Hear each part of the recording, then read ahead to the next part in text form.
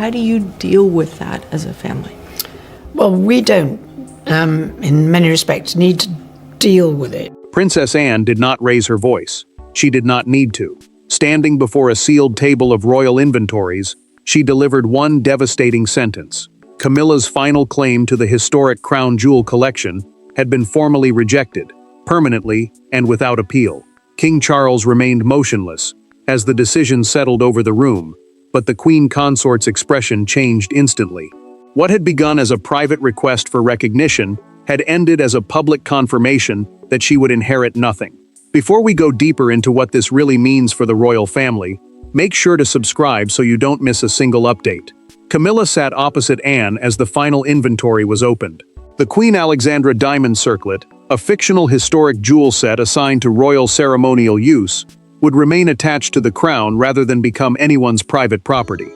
Its custodial rights, the legal responsibility to protect, manage, and authorize use of the collection, would pass into the next sovereign's household. For Camilla, that loss reached beyond diamonds. She had believed permanent custody would prove that her place in royal history had finally become secure, comparable to the women who had occupied the role before her. Camilla slowly removed her reading glasses and placed them beside the unsigned inventory. She asked whether Charles had known the final wording before the meeting began. Silence answered first. Then the king tightened his grip on the chair but refused to challenge his sister.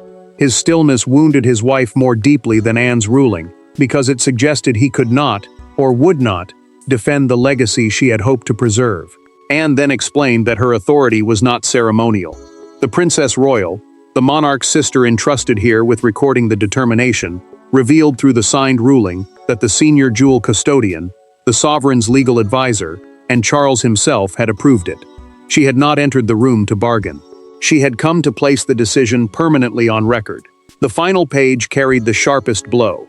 A handwritten instruction stated that no consort, meaning the spouse of a reigning monarch, could convert the jewels into personal inheritance.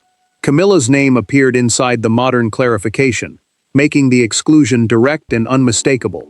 Camilla looked at Charles and asked when he had signed. Anne hesitated before answering that the signatures had been completed weeks earlier. The Queen understood at once. Her husband had known while allowing her to believe the claim remained alive. That concealed signature transformed disappointment into betrayal, and betrayal demanded an answer. Camilla could endure losing the jewels, but discovering that Charles had known the truth, and had continued speaking to her as though hope remained, turned a royal ruling into something far more personal. The jewels were silent objects, yet they had exposed every fracture in the room. For Camilla, they represented acceptance. For Anne, they embodied duty that could not be rewritten by affection. For Charles, they had become the price of trying to protect both the monarchy and his marriage. None of them entered the dispute wanting open conflict, but once the final document was signed, every private compromise collapsed. The battle was no longer over diamonds. It was over loyalty. Camilla had spent years trying to build a respected place in royal history, beyond being Charles's wife. Permanent custodianship of the circlet would have tied her name to one of the monarchy's most recognizable collections, long after the current reign ended. Custodianship meant the formal responsibility to protect, manage, and approve the use of historic royal property. To her, it was not ownership in the ordinary sense. It was proof that the institution had accepted her legacy. Anne believed the opposite. The crown jewels, the ceremonial objects held for the monarchy rather than for one person, represented service rather than emotional reward. Allowing marriage or personal sympathy to determine their future would weaken the boundaries separating the sovereign, the consort, and the crown itself. She saw firmness as protection. Camilla experienced it as rejection. Camilla entered a smaller adjoining room after the meeting and stood alone. She touched the empty space on her wrist where she had imagined wearing the collection's bracelet, and admitted quietly that she believed the jewels would prove she finally belonged. Charles followed but stopped in the doorway. The king said he had signed to prevent a future constitutional dispute. She answered that he had done more than reject her claim.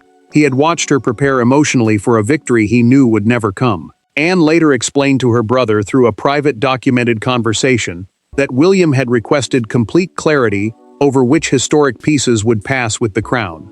The future king had not demanded Camilla's humiliation, but his planning made the unresolved claim impossible to ignore. Then another detail emerged. A courtier discovered that Camilla had already ordered alterations to a formal gown for an upcoming state reception because she expected the circlet to be released. The fitting had been arranged before anyone told her the decision was final. Anne remembered exactly when the conflict began. After a Windsor ceremony, when Camilla transformed temporary access into a demand for permanent control. To understand why Anne refused to soften the verdict, the story must return to the night when Camilla turned a temporary royal privilege into a permanent demand. The point of no return did not begin inside a courtroom or beneath the signatures of royal lawyers. It began after a Windsor diplomatic reception, when the palace had nearly emptied and one historic jewel remained locked inside a velvet presentation case. Camilla had worn it for only 3 hours, yet when an attendant arrived to return it to the vault, she refused to release the case. Her words were quiet, but everyone present understood their meaning. She believed it should now belong to her. Camilla closed the case before the jewel custodian could lift it from the table. The Queen Alexandra diamond circlet, a fictional ceremonial jewel loaned for official occasions, had been authorized for temporary use at the Windsor Commonwealth reception.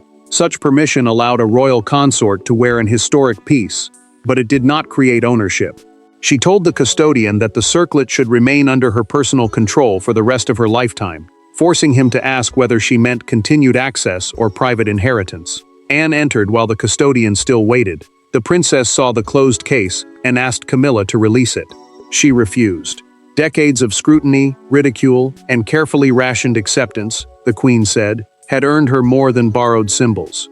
Anne answered that service did not transform crown property into a personal reward. The dispute had moved beyond jewelry. It had become a test of whether emotional suffering could override rules, obeyed by generations before them. Charles tried to calm both women. The king suggested discussing the request privately, but his caution satisfied neither side. Camilla heard embarrassment in his voice, as though he feared defending her openly.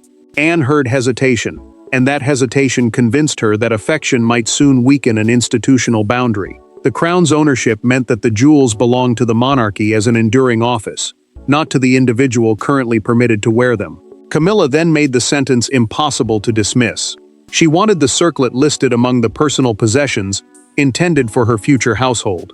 Anne understood at once that this was no longer a misunderstanding over access. It was a formal claim. Before leaving Windsor, Anne wrote a dated memorandum recording the closed case, the demand, the custodian's presence, and Charles's attempt to intervene. A memorandum was an official written account created to preserve facts for later review. The next morning, she sent it to the royal legal office without informing Camilla. A concealed examination began, and the king would eventually be forced to choose between his wife's expectations and the crown's ownership. What began with a closed jewel case soon became a confrontation no palace corridor could contain, because Camilla was about to discover that Anne had preserved every word. Camilla expected a discussion. Anne arrived with evidence. With no aides in the room and no official photographer waiting outside, the two women faced one another across a narrow table as rain struck the Windsor windows. Anne placed the original memorandum between them and turned it so Camilla could read her own words. For several seconds, neither spoke. Then Camilla pushed back her chair and accused the princess of transforming one vulnerable moment into a weapon designed to erase her from royal history. Anne had requested the meeting without secretaries, courtiers, or legal advisors, because she wanted Camilla to hear the reasoning before the formal verdict arrived. The Queen Consort needed to understand that the dispute was no longer private. A memorandum was an official written record created to preserve facts for later review, and this one contained the closed jewel case, the custodian's request for its return, and Camilla's demand for permanent control. Anne read the account aloud. Camilla interrupted before the final line. She insisted the request had come from exhaustion, not greed. Years of comparison with other royal women had left her desperate for one symbol that could not be removed when Charles's reign ended. The Queen's anger trembled into sadness as she admitted that borrowed jewels had begun to feel like borrowed acceptance. She had endured judgment to reach the center of royal life, yet still feared that everything granted to her could disappear the moment she became a widow. Anne did not soften. She said she understood sacrifice, but pain could not become ownership. The princess reminded Camilla that every senior member of the family had surrendered private wishes to protect the monarchy, including herself. Crown property, meaning objects held for the institution rather than an individual, could not be redirected to heal one person's wounds. Then Anne revealed what Camilla had never been told. Charles had read the memorandum shortly after the reception. The Queen's anger shifted instantly toward her husband. He had known the exchange was officially recorded and had still allowed her to believe the claim remained informal. Anne produced a second document. Royal lawyers had drafted a clarification, stating that the collection must pass intact to the next reign and could never be assigned to a widow's independent household. Camilla stared at the page, then said she would not accept a verdict delivered through paper. She wanted Charles to face her and explain why he had signed away the one royal inheritance she believed he had promised to protect. Anne had defended the boundary of the crown, but only Charles possessed the authority to explain why the final signature beneath that boundary belonged to him. Charles had signed hundreds of documents carrying consequences for people he would never meet. But this page was different. It concerned the woman sitting across from him, the future of the crown, and a promise he had allowed her to imagine without ever making aloud. When Camilla entered his private study, the signed ruling was already waiting on the desk. She did not sit. Instead, she pointed to his name and asked why her husband had become the last person to tell her the truth. Charles understood the limits of his authority, even if Camilla believed his position should have protected her. As sovereign, the reigning monarch who holds the crown's formal powers, he could regulate how royal property was used during his lifetime. He could not simply convert historic crown assets into unrestricted personal possessions for a consort. Doing so would blur ownership after his death and risk a public struggle when William inherited the throne. Anne had forced that danger into the open.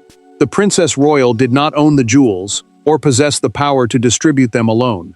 Her influence came from safeguarding the inventory, documenting the Windsor incident, and compelling legal advisors to settle the question clearly. Charles told Camilla that a clean transfer into William's future household was the only way to prevent confusion during the next succession, the formal moment when one sovereign is replaced by another. Camilla rejected none of the legal reasoning. What shattered her trust was the deception surrounding it. She reminded Charles that he had attended fittings, listened to her plans, and heard her speak about wearing the circlet while knowing the claim had already failed. The king admitted that he had signed the ruling 19 days before Anne's announcement. He delayed telling her because he hoped to find a gentler arrangement. Instead, the delay turned private disappointment into public humiliation. Charles revealed that he had proposed a compromise allowing Camilla to wear the circlet at selected events during his lifetime without receiving ownership. Anne and the custodians had accepted that option. Yet the Queen's written request demanded permanent custody, meaning continuing control beyond the current reign, and that wording made compromise impossible. Before Camilla could answer, a palace secretary entered with the revised jewelry schedule for the next state banquet. Her name had been removed from the circlet's reservation. The decision was no longer abstract. It was already changing how the monarchy presented her before the world. Camilla lowered the schedule, realizing the institution had moved ahead without her. The signature had settled the legal question, but the altered banquet schedule ensured that Camilla's loss would no longer remain hidden behind palace doors. The first consequence arrived on a single sheet of cream paper. Beside Camilla's name, where the Queen Alexandra circlet had previously appeared, there was now an empty line. She read it twice, then folded the schedule with such precision that the courtier watching her understood how deeply the change had struck. The jewels had not merely been denied as an inheritance. They had been removed from the appearance she believed would prove she still commanded dignity inside the palace. Camilla faced the practical terms moments later. The state banquet jewelry plan had been amended, meaning the official list matching royal pieces to each guest and occasion no longer reserved the circlet for her. She would wear a modern personal necklace and a smaller tiara approved by Charles, while the disputed collection returned to restricted storage. The jewel office also received strict instructions. Every future release and return had to be recorded. Nothing could remain overnight in her private rooms, and no transfer could occur without written permission. Camilla endured the final gown fitting in silence. She asked the dresser to remove the raised collar designed to frame the circlet, then watched as weeks of careful preparation were undone within minutes. Each pin pulled free seemed to strip away the future she had imagined. The Queen did not complain. Her stillness made the humiliation sharper. Charles tried to comfort her by saying the public would notice the banquet, not the jewelry. Camilla answered that strangers might miss the empty space, but everyone inside the palace would understand exactly what had been taken. The king heard the accusation beneath her calm and had no answer strong enough to repair it. William refused to celebrate. During a documented private conversation, the prince told Anne that protecting crown property had been necessary, but public degradation would turn a legal ruling into a family war. The princess listened carefully. She had defended the rules, yet his warning forced her to consider the human cost.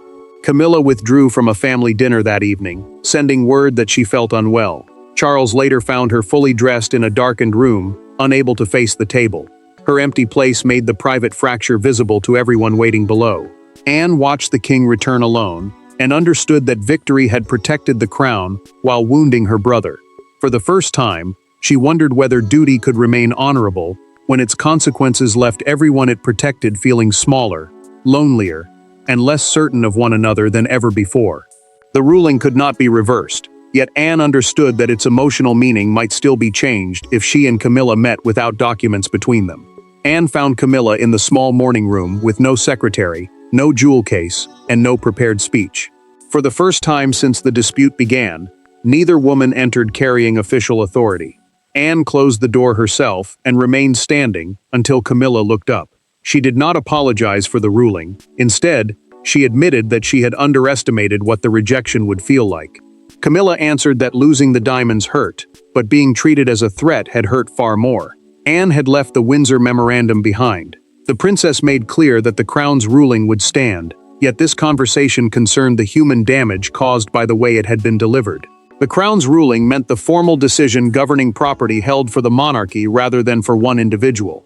Camilla listened without interrupting, then admitted that permanent custody had never been only about jewelry. She feared becoming historically temporary once Charles's reign ended. The circlet seemed capable of giving her a legacy that affection, marriage, and titles could not guarantee. Anne answered with painful honesty. Duty had repeatedly required her to surrender recognition, comfort, and private wishes. She had not rejected Camilla because she considered her unworthy. She had rejected the belief that royal sacrifice could be repaid through ownership. Camilla absorbed the words, then accepted her own part in the crisis. Refusing to return the case at Windsor had crossed a line. Insecurity had become a demand, and that demand had placed Charles and the institution under impossible pressure. Anne then offered another path. She proposed attaching Camilla's name to a permanent educational program, explaining the work of royal consorts and the craftspeople who preserve ceremonial collections. A royal consort was the spouse of a reigning monarch, serving beside the sovereign without owning the crown's powers or property.